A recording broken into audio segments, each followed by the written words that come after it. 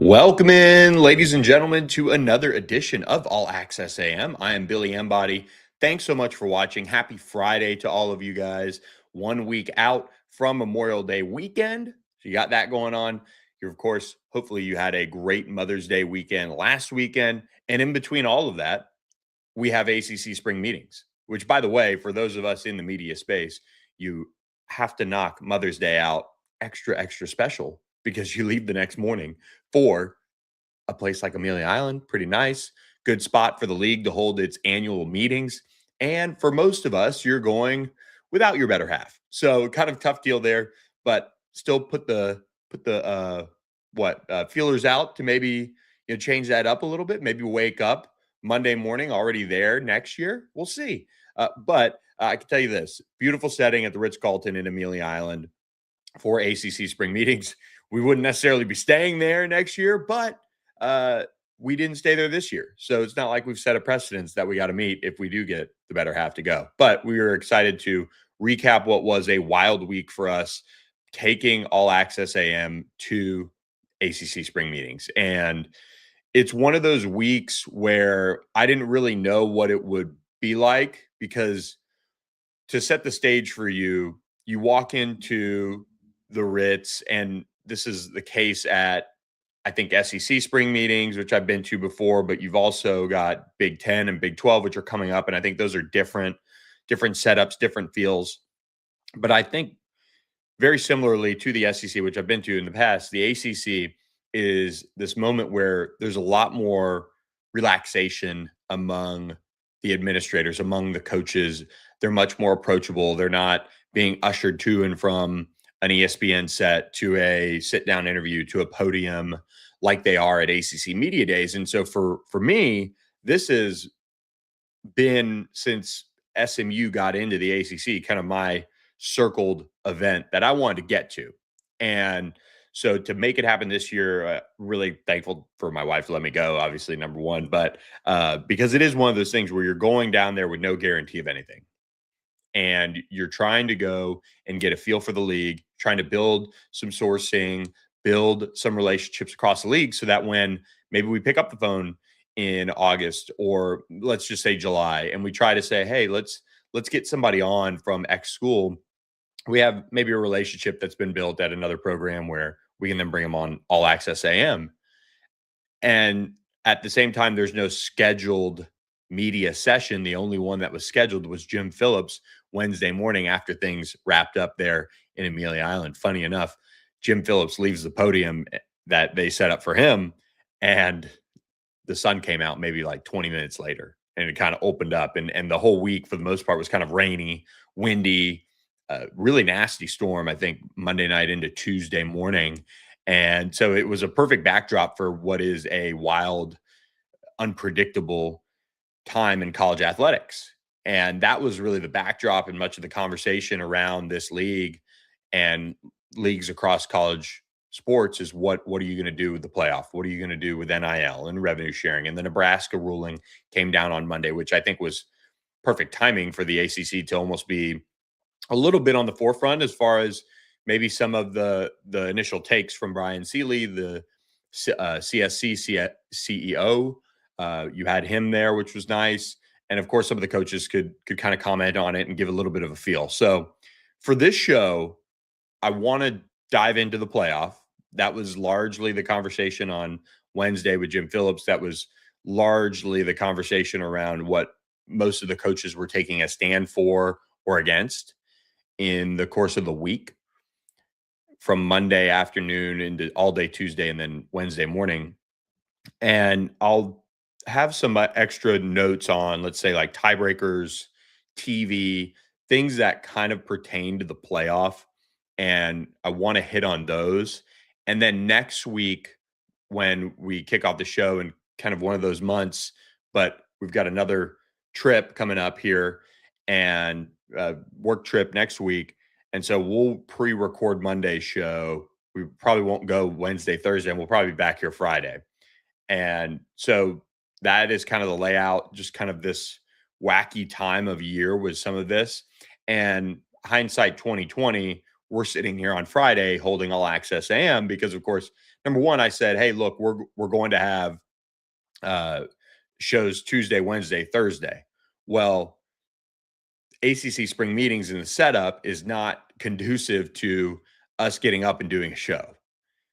ACC spring meetings next year for us will look a little differently. I think we'll break in the afternoon and we'll come to you guys in the afternoon live from Amelia Island. But then by the time we had gotten to that point, we're kind of into the next like waiting game of coaches coming around. So it was a good learning experience for the pod, for the show. And we're appreciative of everybody who we spoke with at Amelia Island. And it was a lot of fun to get that experience, to see some of the national media and some of the different beat writers that attended. Relatively small group, which I think is nice to have the coaches be a little bit more relaxed. In particular, I mean, got to have some conversations with some great guys. Caught up with a few that I know. Obviously, I know the SMU crew, but as well as guys like Scott Cross. Who Scott Cross was one of my first ever interviews as a student reporter. I was working on a school project and got the chance to go over to UT Arlington when he was over there and sit down with him, go to practice, do the whole thing. And it was so cool. He's so gracious with his time. I think it was a magazine writing class. So I might have to pull it off of an old studio, an old computer and kind of figure that out, but find that story. But when you get to catch up with some of those people who you've known for a while, or you've crossed paths with them before, it's just nice. And then you also get a feel for some of the other coaches and administrators that maybe you're probably never going to talk to. Like I don't even know if Bill Belichick was there. I really don't. But the ACC put on a great event, I think, for a lot of people, and it's always good to see the ESPN crew and the ACC network crew that was there as well, and kind of chat with them on some things and how things are going for them. So we're going to talk playoff. We're going to talk tiebreakers. We're going to talk about some of the TV things that come into play. And this is a bot comment to me, but I appreciate it. You're absolutely amazing. I love your golf shirt. I appreciate that, Bolo Santosi. Bolo Santosi. Appreciate that. Love the golf shirt. It is Horn Legend. So our friends at Horn Legend, make sure you guys check out Horn Legend and make sure you tell them On the Pony Express sent you when you go on their site. But so we're going to talk playoff. My reaction to everybody's discussions around that for the ACC, I'm not softening my stance on where I fall on it. See, all right, this is nice. So let's go. I will buy a shirt from them, hornlegend.com. Let's go. Love it. Sorry, it was just such a good comment. And look, I appreciate somebody calling me amazing, but that was what got me. I thought it was a bot. So we appreciate the conversation from Bolo in the chat there. But let's do this. We'll do the playoff. We'll talk about tiebreakers and TV implications with all of that as soon as we get on the other side of talking about our sponsor, Security National Bank. We really appreciate them. We can't take this on the road and kind of invest like this without people like Security National Bank, Sportsmo, OPW Solutions, so many of our sponsors supporting us. And Security National Bank is that family feel, that bank that you can text with them and have those relationships that if you need something quickly, you can get that kind of answered fast. And I was working on something the other day, and because it's a web hosting service from an international company, it was kind of kicking back and giving me a little bit of trouble. And hey, that's the nice thing, is that they were trying to protect me and my business from the weird I guess international world of charges and things like that. So they were great to work with. It was really quick to fix and resolve. And that's why we bank with Security National Bank here at All Access AM. So go to securitynational.bank for more information on that, how they can help you reach your financial goals personally, professionally, your business, all those things. We appreciate their support of All Access AM. All right. College football playoff expansion to 24 teams. I've said this on the show, and I still am a purist in a sense. And I had a good conversation with one coach that was saying, look, conference championship games didn't start until, I think it was Dabo was maybe talking about this. Conference championship games didn't start until what, 1992. The SEC, got the first championship game on the board, and Alabama ends up playing Florida and beating them and all those things. And then it leads to more programs or more conferences, um, uh, more conferences going to the conference championship game. And it was a money grab, it was a TV grab, and all those things. And obviously now it's funny because you're moving towards the 2014 playoff, or at least support of that for TV grab, money grab, all those things. I don't like the 2014 playoff because I don't think in college football, I want my national champion to be something like the New York Giants beating the undefeated Patriots, right? Like the ultimate underdogs. That's a league that those players are the tip top everywhere. So we saw how the Giants were able to make that march to the Super Bowl and knock off the Patriots. But having the possibility of one of these years in the future, the champion being some 8-3 or 8-4 type of program, if they snuck in, and you could already see those conversations around 4-loss teams being at the tail end of that 22-21 mark, or being a 9-3 team with losses to all the teams in the top 15, being that type of a team that makes it in and then catches fire and goes on to win it all. Because I think it devalues the work done in the regular season to tee yourself up to be the best team and teams in the country. Like, that's the great thing about college football, I think, is you have this regular season where it's so high stakes. It's so live or die with one loss, let alone two losses. Then you're on the bubble for 12 teams. And that's what makes that striving process for excellence and greatness and perfection, knowing that you're not going to be perfect for the most part. Even Indiana, they almost lost to Penn State. That's not a perfect team. Their record was unblemished. They finished a perfect season. But that's the great thing about football, is you can never be perfect, no matter how hard you try.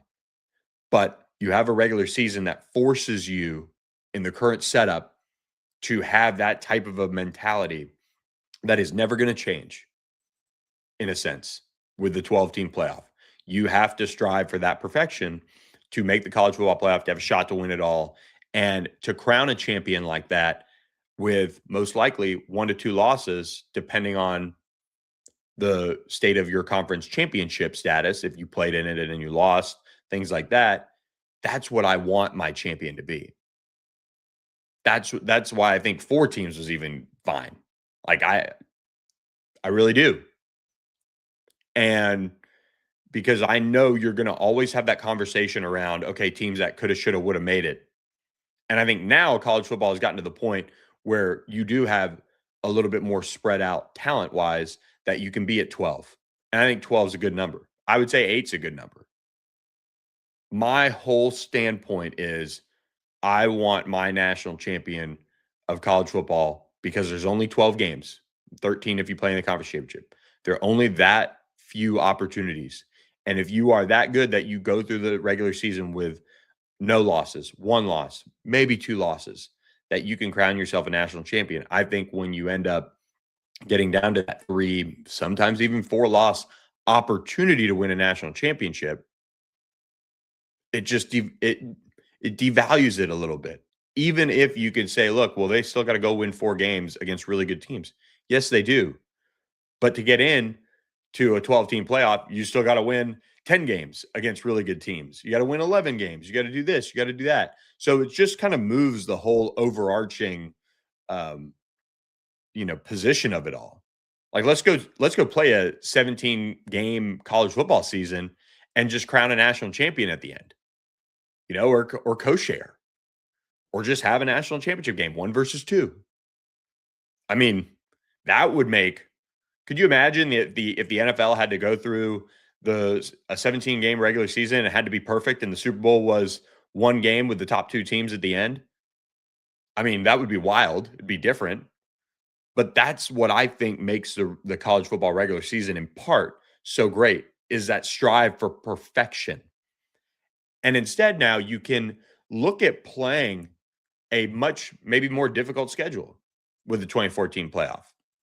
You can sit there and you could say, okay, well, especially if you get the automatic qualifiers, which we'll talk about in a second, but you can say, okay, if I'm in a Power Four league, 10-2, I'm locked. I'm going. There's very little chance that I'm not going to make a college football playoff.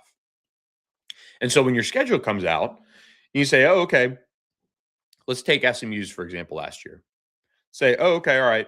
SMU's got Baylor and TCU on the non-conference as their major games. Well, they can lose those because let's say they have automatic qualifiers in the college football playoff.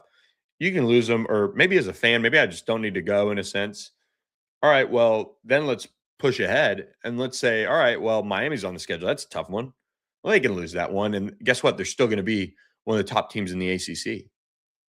And SMU would have been right there fighting for a four team. If there are four teams from each conference, 16 in total in the Power Four that make a 2014 playoff, you're still right there at the end in the same thing, trying to fight for a playoff spot versus fighting for a conference championship spot. And you're not stressing some of the losses, which I get. Like coaches, players, if you don't have to stress some of the losses in the regular season that your season's over, I get that. But that's also part of the beauty of college football's regular season is you should stress all of those things because you aren't playing 17 regular season games. You're playing 12. So you've got to fix the calendar. You've got to move it up to week 0 and get that going and get that started on time. And you've got to fix the timing of the college football playoff without a doubt.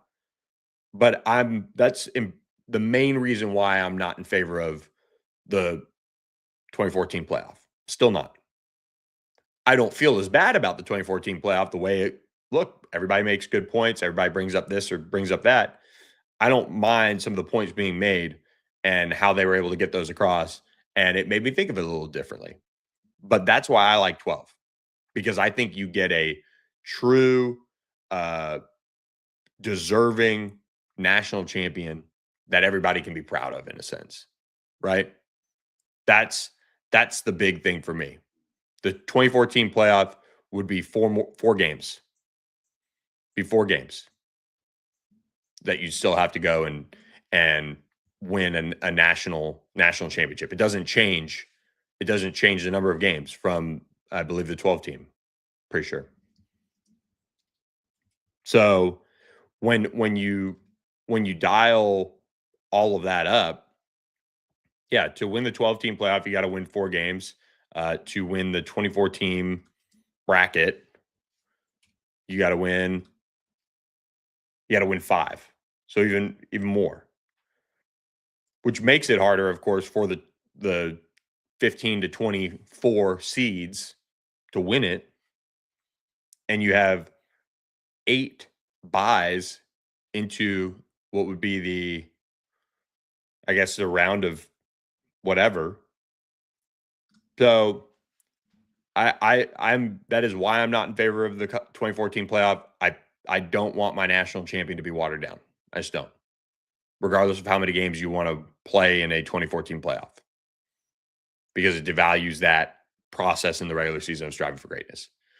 On the flip side, the 2014 playoff, Jim Phillips made a good point. College athletics, they're being asked to spend $21 million on rev share. They're being asked to find ways to go above the cap, which, of course, because there's a cap. So why have a cap? You got to go above the cap, which is stupid. But that's another story, and that's another conversation that we'll probably have on Monday's show.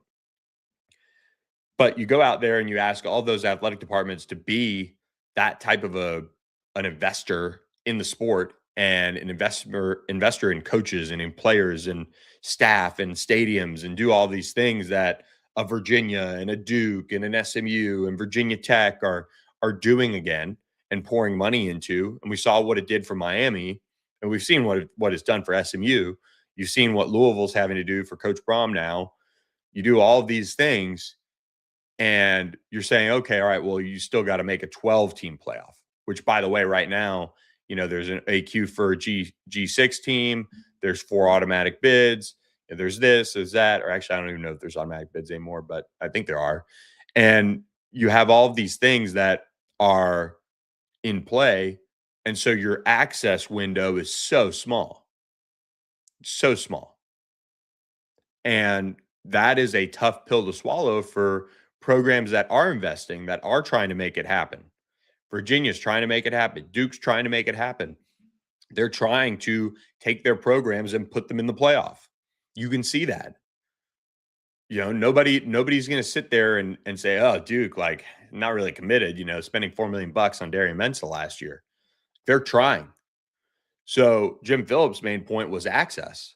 You have to have a little bit of hope here to win a national championship, because as we saw, if you don't get in the playoff, you have bowl opt-outs, or you got a poor bowl situation. Some of them are going up to the Yankee Stadium and playing in a game. It's ugly. It's nasty. It's 7-5 teams. All of those things. So give them hope. Give them access. That's the point. And I don't mind that point. And I like it because it could, in fact, motivate more college programs to get invested. We're looking at you, Rutgers, up in the Big Ten. We're looking at you, Mississippi State, in the SEC. There's other examples, but man, some of these programs that aren't investing at the level that they need to, it's wake up time. It's go time across college sports.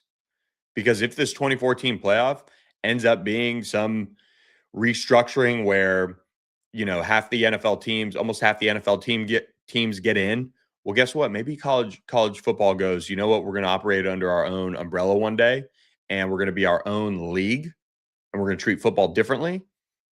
Who's to say it's not going to be 50 to 60 teams and leave out some of the ones that are on the fringe right now? Now, I don't think that's going to happen. I think this solves a lot of the realignment shifting around because it gives access to so many. But it's not a given either that it's going to be this massive boost of revenue. So when you look at the 2014 playoff, ESPN has most of the games. They would have most of the games in that sense. Then they get the opportunity to sub-license some of them out.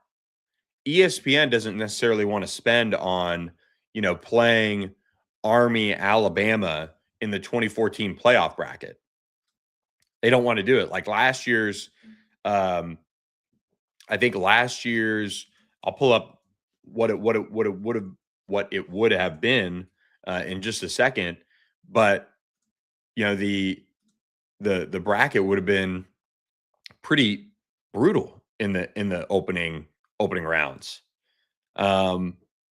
And I think that's the tough part when you look at this thing is yes, you would have been granted access in a lot of cases to this 2014 bracket, but you're also getting some fairly poor matchups in a sense.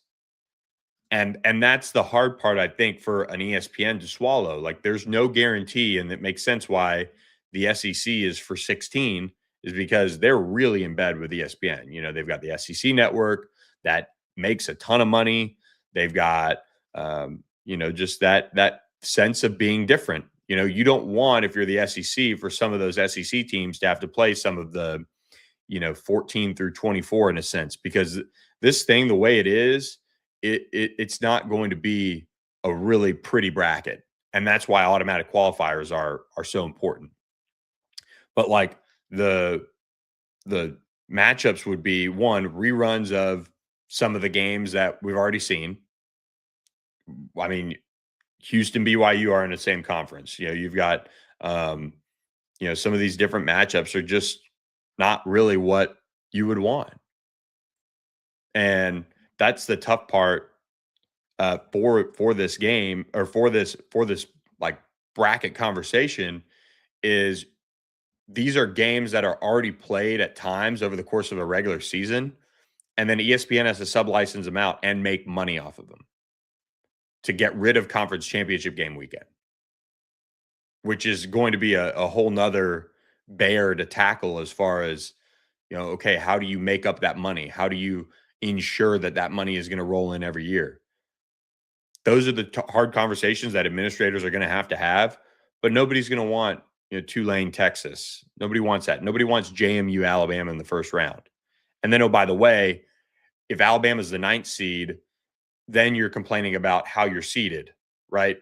Alabama's not, but somebody like who would be the 10th seed off last year's?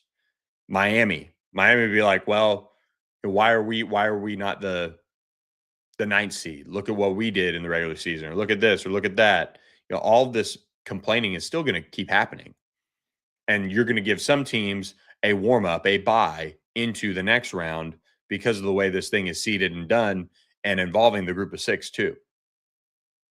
So this whole thing is about access. It's better for the ACC in a sense, but let's talk about automatic qualifiers. It's only better for the ACC in a sense if if automatic qualifiers get approved. Now, Jim Phillips said he wants equity. He wants that fairness of the selection process. He wants that equality in the process for bringing those together. And I don't know if we're ever going to get that unless it is solely set up by the computer system, or just straight up record, and then um, records after the season, and things like that, and how those opponents played each other, and whatever.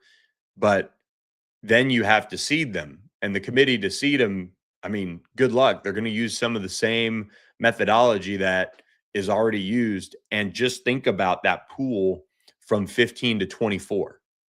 Really think about that pool. Think about every year we've had the 12-team playoff.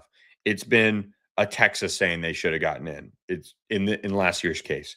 Vanderbilt, not necessarily saying they should have gotten in, but hey, we've got a pretty good claim here. Some of those programs, and it's all sitting in that SEC world, right?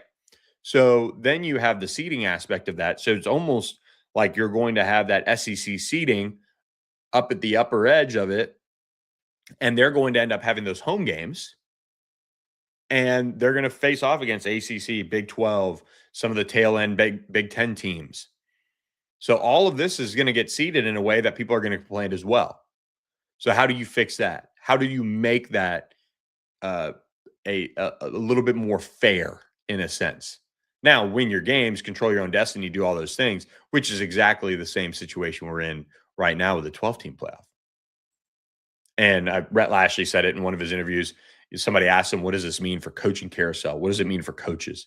And he said, well, I just think you still have to win. But it does take less of the burden off of playoff or bust. But it gives administrators a little bit more of a leg to stand on. When you don't make a 2014 playoff, are we really doing everything? And I think as far as the investment level from schools around college football, I appreciate the idea that more access and more hope for those teams, for those programs to get into the college football playoff, that is a driving factor in a sense behind the ACC wanting more access. And I get it. But when you get beyond some of those top 20, I think a lot of teams are just doing what they can, right? Like they're look at like, let's talk about like an Iowa, for example. They've completely just let that thing go. Kirk Ferentz still does his thing. They still have a good situation there, but they're not necessarily doing everything they can to win at the highest level. They're not doing that. I think Georgia Tech is doing that. I think Houston is even getting there. But guess what? They even said, Calvin Sampson said they're broke. Willie Fritz can't go out and buy a bunch of players. He's getting by with good coaching, kind of similar to Kirk Ferentz. So are you doing everything that you possibly can to win? It's a fair question. Utah, are they doing everything they can to win? That's would have been the 15th team in this year's bracket. There is a lot, I think, to be said for the quality that we end up getting in the top 12, save for the group of six. So top 10, just really a top 10. That's what I'm kind of looking for. I would love to be arguing over who 7, 8, 9, 10 were. I don't enjoy the fact that one day we're going to be chatting about, man, Iowa snuck in over, TCU. Let's just say I think TCU would have been right on the edge, or and I don't know if TCU is doing everything they can, right? They just re-signed Sonny Dykes to an extension, and they've just been right here in the middle ever since that first season. And so there's a lot to be said for the highest level teams and how they invest and how they spend, right? Like there just is. And that's why that group generally doesn't change much outside of Indiana and Texas Tech really jumping up in there. Ole Miss has made their run. All of those things. And I think we've got a lot of that, type of investment at the top, and they should be rewarded for that.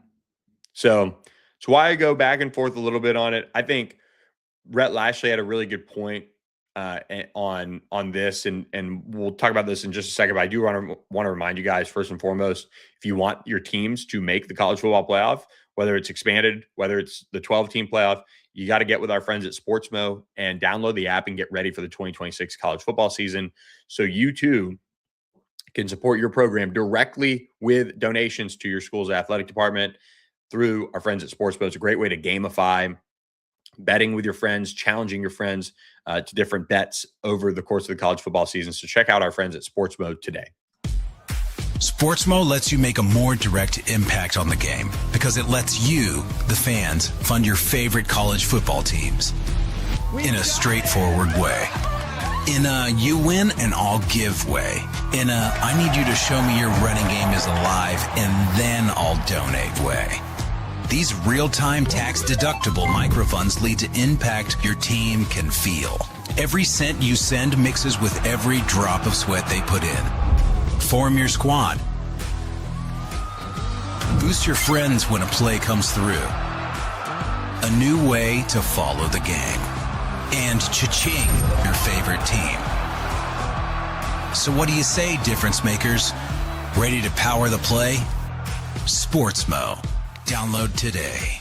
Let's smo. So when we look at the 2014 playoff, and Rhett Lashley talked about this, he said, and I don't disagree with him, but I also think with conference championship games, we already saw some of this drama, right? And we'll talk about tiebreakers in a second because it ties into there. Sorry.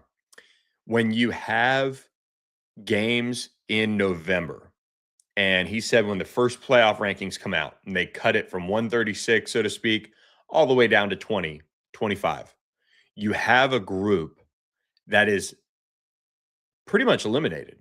Very, very difficult to go from outside that top 20 to all the way up to the playoff field. It's very, very difficult. And I think when you see that month of November change in college football, it would be because of the 2014 playoff. You would see teams that, let's take SMU battling Cal. Well, SMU and Cal were still in the mix for the final, would have been for the final spot of the 2026 or the 2025 season. They would have been in that top four conversation. SMU going out to Cal. SMU finished 6-2. They finished right on the outside of the top four. So they wouldn't have been going to the playoff. Cal, that game could have, like the Stanford game, could have meant something differently to them as well. They weren't necessarily close enough, but SMU needed that Cal game. If they win it, then they're into the playoff. And then I think if SMU would have obviously beat Cal, they would have gone to the conference championship in this sense. So we know the stakes for SMU were still high, but you look at things differently if you're going into the playoff. I mean, the ACC ended up having, the 5 teams it had at 6-2, and then a drop off to 4-4 after that. But that month of November, you're still in it. If you're Louisville and you enter the month of November, you've got an uphill battle in a sense as it stands, but you have a chance. Like you're going into that Cal game feeling differently. You've got Clemson at home, and they lost those two one possession games, won in overtime. They entered November outside of the, really shot, I think, to really represent the ACC in a sense, but they had reeled off 3 straight wins. But that loss to Cal wouldn't have sunk them. I think once they had that loss to Cal, it spiraled them for the next 3 games. Then they beat Kentucky in their regular season ending. So that Kentucky game doesn't even matter in a sense because it's not for conference seeding, which would go to automatic qualifiers. So the point Rhett was kind of making is when you have these teams that, let's say, lose 2 games in conference play and then lose another one in non-conference play, you're out of the college football playoff as it stands right now.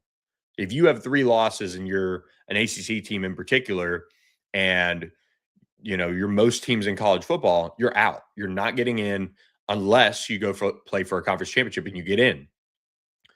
But if you have automatic qualifiers and you have 4 of them, 16 of the 24 go to the 4 Power 4 conferences, the Power 4 conferences, then you have stuff to play for.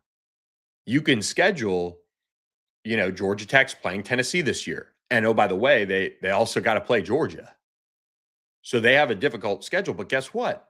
In the 2014 college football playoff, if you have 4 automatic qualifiers per Power 4 conference, again, equity, like Commissioner Phillips talked about, then you have wiggle room. Georgia Tech can lose those 2 games and not sweat it. But they'll have played a difficult schedule. They'll be battle tested. They still might have lost to, whoever they lost to in conference play. But if they finish in the top 4, which they did, that's a solid Georgia Tech team who had a chance to go do some special things. But instead they lost to Pitt. Then they bounced back and really played hard against Georgia. They had a shot to win, couldn't get it done. But you're not sweating that type of a performance. And then, by the way, you're going to the playoff.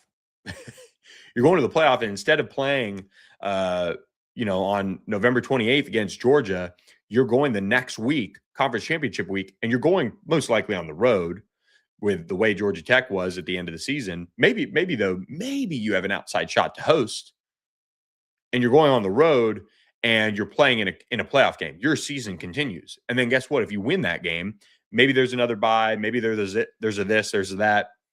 There's 10 days, but then you get to keep playing. And so your season's not over. And so that also impacts, one, coaching carousels at the top, in a sense, programs that did well, but maybe it's time for a change, or it slows down the whole process when you have, let's say, 30, 40 teams in the mix into late November, and then it's whittled down to that 20, 23 or so plus group of 6. That impacts coaching carousel. So that's important in a sense.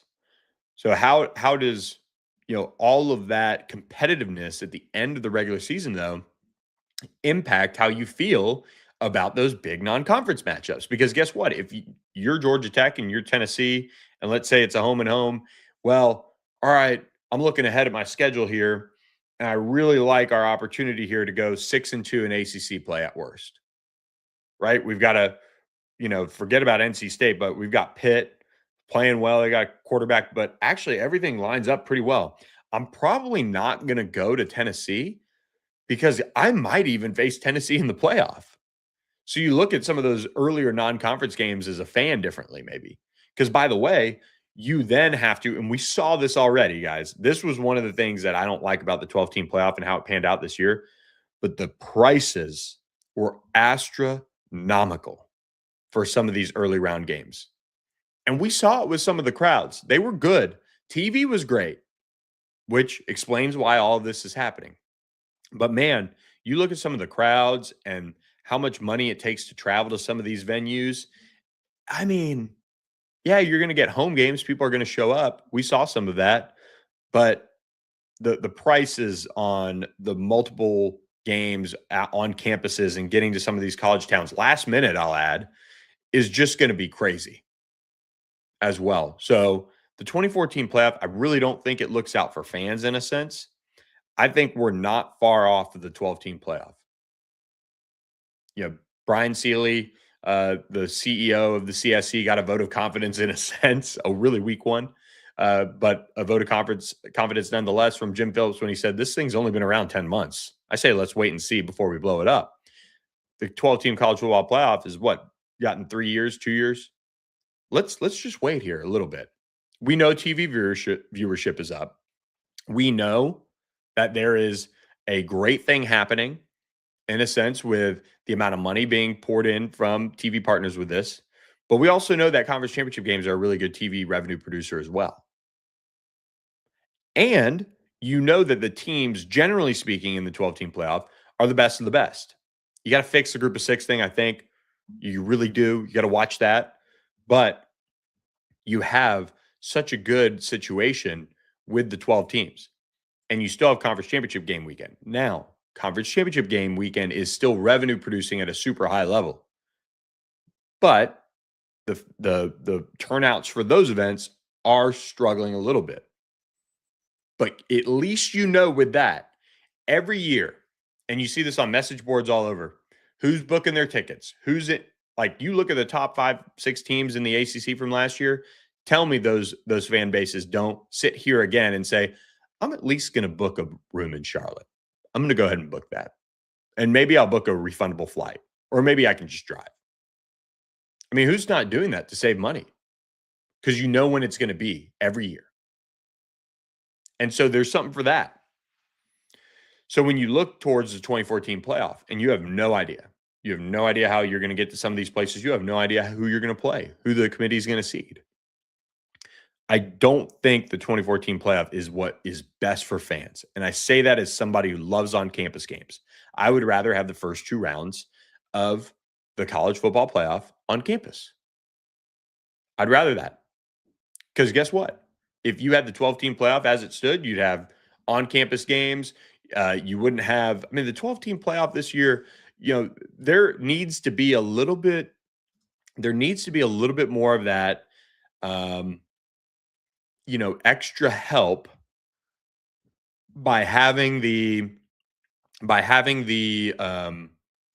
home field advantage that you've earned as a top 4 seed, right? Because you've got Indiana, Georgia, Ohio State, and Texas Tech, right? And they all had incredible seasons. 3 of those 4 lost in their first game. 3 of those 4 lost. And that was with their bye, and it was on a neutral site. You play Texas Tech, you make Oregon have to go to Lubbock. You make Alabama, which it wouldn't have changed the result there. Make Alabama have to go to Indiana after playing at Oklahoma the week prior. You make Ole Miss have to go to Athens. You make Miami have to go to Ohio State. Play those first 2 games on college campuses. Still move up the schedule. It's December 19th, 20th is such a random weekend. And you can have a lot of this done by the second week of January. You really can if you move it up a week. That's why I like the 12-team playoff. I think you still have conference championship games. They can still mean something. Those teams that are playing in the conference championship game may or may not be having a bye. But if they win it, they get a bye. So you're playing for something. Like if you look at Alabama playing Georgia in the SEC championship, everyone for the most part knew that Alabama and Georgia were going to go to the college football playoff. I know Alabama was debated, but we know the committee made the precedence that if you play in your conference championship game, you weren't going to get bumped out. And that was why, in part, Notre Dame got knocked out. But Alabama, Georgia, all of a sudden in the SEC championship is playing for a bye. It's playing for home field advantage. And guess what? Georgia might drop. Georgia might end up at that 5 seed at Oregon, and then you're playing Georgia at Texas Tech. So then Georgia's got to go on the road. And then, it could shift things around a little bit. Alabama or Georgia, maybe it's a rematch. but maybe you drop Georgia behind Oregon, because that would be another loss for the Dogs. You still like Oregon as the best Big Ten team in a sense that is not the conference champion, and you have Oregon, go play Texas Tech still, and then you maybe have Bama, have to go play what would be probably Texas Tech. There's shifting around that would happen as far as the bracket goes. But if you have college campuses be the site the first 2 games of the college football playoff, you then have a really, really talented college conference championship weekend that you're playing for that home field advantage.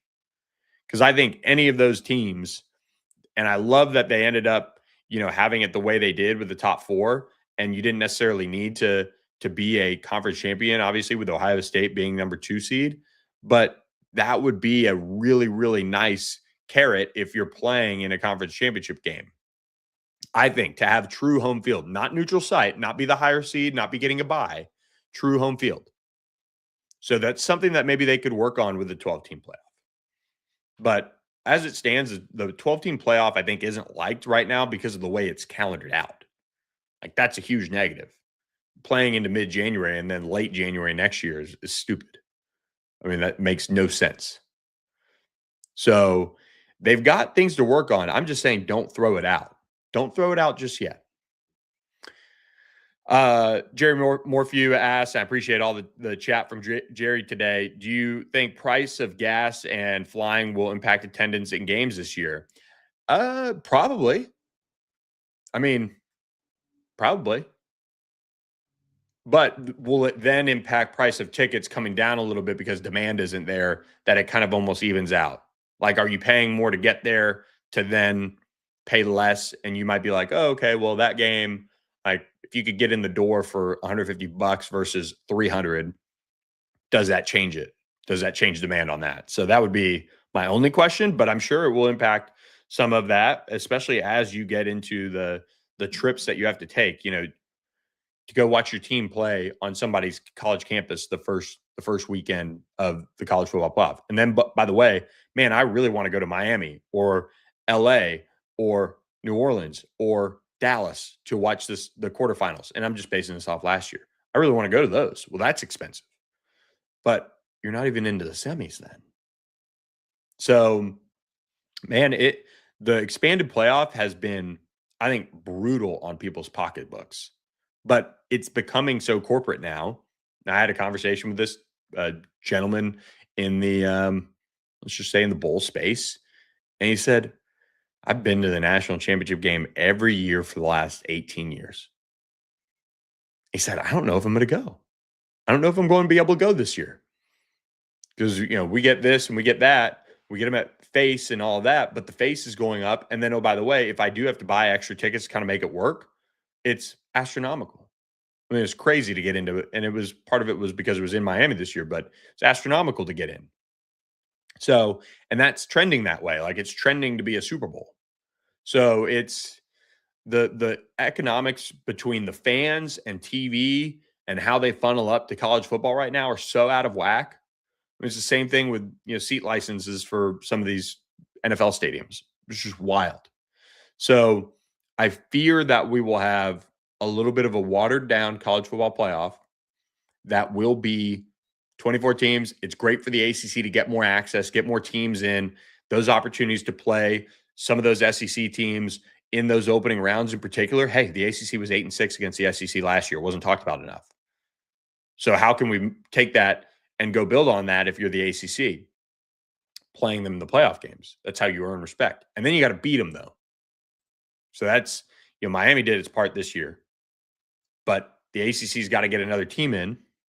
They've got to do that and then make their run.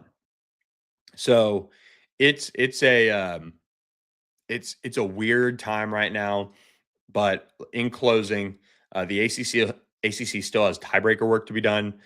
Jim Phillips did provide an update on that. He's trying to gather support for fans or for conferences across the country to have uniform tiebreaker policies, but everybody doesn't play the same number of games and the whole setup. And we all know the ACC is, you know, the, the ACC is weird this year with 9 games for some, 8 games for others, but they're working on it. So they've got a time frame that they've got to get done with the tiebreakers and things like that. But a lot of work to be done on that front.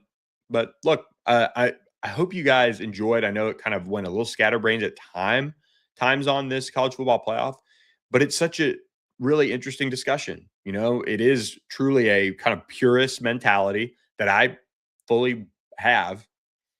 And that's where I kind of stand, because I don't look at the money aspect of it as driving that decision for me. Like, for the money, for the schools, for the way college athletics is, I think a lot of schools need a 2014 playoff. They need that boost of revenue that making it would give them. They need that extra, hey, congrats, you made the first round. Here's an extra $2 million. Awesome. Thank you. That makes a huge difference. Okay, we're going to keep coach now. We're going to keep coach here. We'll do some little different things roster wise, but we're not far off because we made the playoff as the 22nd team. I mean, I'm just saying that's the reality of the financial landscape of it. I am solely looking at it as, who do I want as my national champion? And I struggle to get outside the top 10 and start saying, yeah, if that team wins 5 games, which, by the way, they lost 3 in the regular season. They went 9-3 in the regular season. But forget about that. They finished well enough to make the college football playoff. They win 5 games. Like, I'm thrilled with that. Okay, so you end up with a 14-3 national champion. That's a pretty good record to reel off 5 straight. But you want to know what's really impressive? What Indiana did, going 16-0. Like, that's a national champion that I'm on board with. LSU 2019 going, I think, probably 15-0 back then. Like, that's what I'm on board with.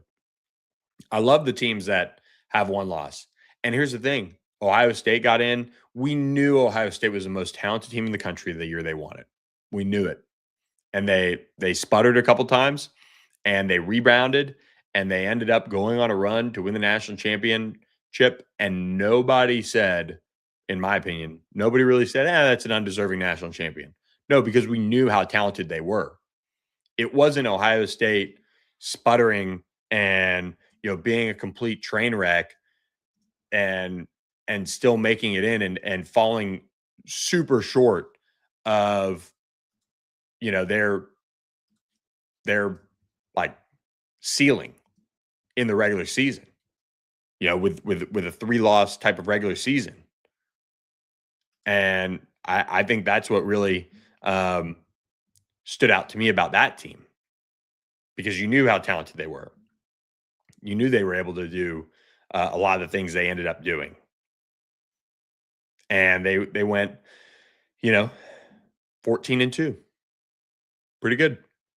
Pretty good. So I don't know. I think the regular season record-wise just needs to continue to matter. And I fear this is going to ultimately water it down. I understand why the ACC is doing it. I think it's good for the ACC, assuming they end up getting automatic qualifiers and they fix the way the group of 24 is picked. And by picked, I mean it should be earned, shouldn't be selected. I think we see enough of college football record-wise where it should just be the top 4 teams from each Power 4 conference. And then you could find another way beyond that to land on the 24.